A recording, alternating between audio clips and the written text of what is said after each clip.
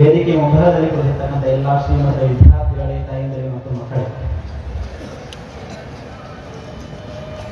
ಈಗ ತಾನೇ ಪೂಜ್ಯ ಸಿದ್ಧಲಿಂಗ ದೇವರು ಪರೋಪಕಾರದ ಬಗ್ಗೆ ಹಲವಾರು ವಿಚಾರಗಳನ್ನ ಹಾಗೂ ಶರಣರ ಜೀವನಗಳನ್ನು ಉದಾಹರಣೆ ಕೊಡುವ ಮೂಲಕ ನಮಗೆಲ್ಲ ತಿಳಿಸ್ತಾ ಇದೆ. ನಾವು ಸಹ ಇದೇ ಮಟ್ಟದಲ್ಲಿ ಅಭ್ಯಾಸವನ್ನ ಮಾಡಿದಂಥವು.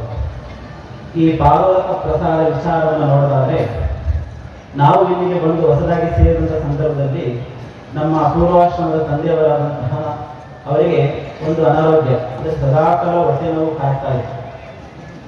ಸುಮಾರು 3 ವರ್ಷಗಳಾದರೂ ನಮಗೆ ಅದರ ಬಗ್ಗೆ ಗೊತ್ತಿರಲಿಲ್ಲ.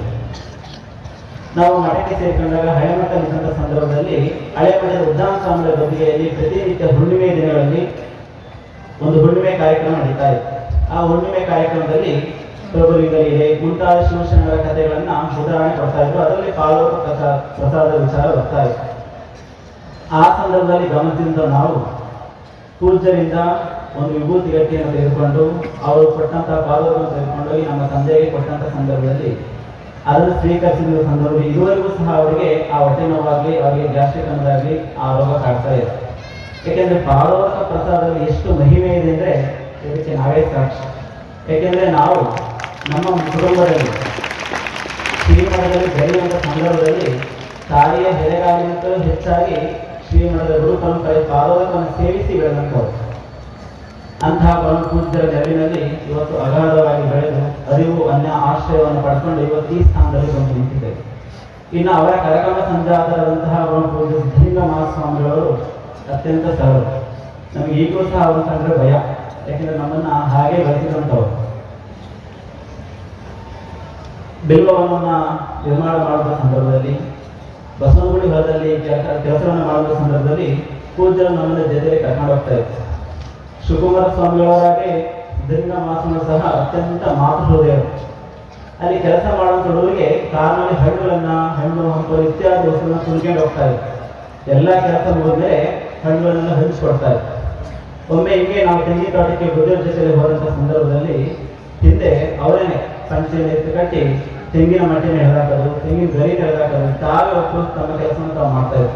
ನೋಡಿ, ಒಂದು ಅವಿಚ್ಛಿನ್ನ ಗುರು ಪರಂಪರೆಯ ಮಹಾಪೀಠಾಧಿಪತಿಯಾಗಿ ಕಾಯಕವನ್ನು ಮಾಡುವಂಥ ಪರಂಪರೆ ಏನಾದಿದ್ರೆ ಇದು ಸಿದ್ಧಲಿಂಗ ಮಠದಲ್ಲಿ ಮಾತು. ಬಸವಾದಿ ಶ್ರೀಕಂಠರು ಒಂದು ಮಾತನ್ನು ಹೇಳ್ತಾರೆ, ಶಿವಯೋಗಿಯಾದರೂ ಶರೀರ ವೃಥ ಸರಿಯಲಾಗದು, ಅನುಗಂಬಿತ ಕಾಯಕವನ್ನು ಮಾಡ್ಕೋಬೇಕು.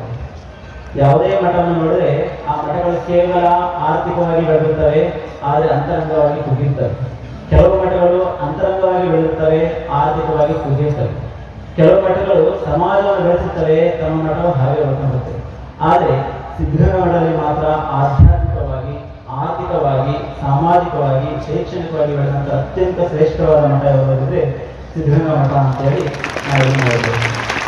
ಪೂಜ್ಯರು ತಮ್ಮ ಕಾಲಾವಧಿಯಲ್ಲಿ ಅತ್ಯಂತ ಹೆಚ್ಚು ನಮ್ಮನ್ನು ಸುಖವಾಗಿ ಕಂಡಂಥವ್ರು. ನಾವು ಓದುವಂಥ ಸಂದರ್ಭದಲ್ಲಿ ನಮಗೆ ವಸ್ತ್ರವನ್ನು ಕೊಡ್ತಾ ಇದ್ರು, ಬಟ್ಟೆಗಳನ್ನು ಕೊಡಿಸ್ತಾ ಇದ್ರು, ಎಲ್ಲಿಗಾದ್ರೂ ಹೊರಗೆ ಹೋದ ಕಾರ್ಯಕ್ರಮ ಕೊಡ್ತಾ ಇದ್ರು.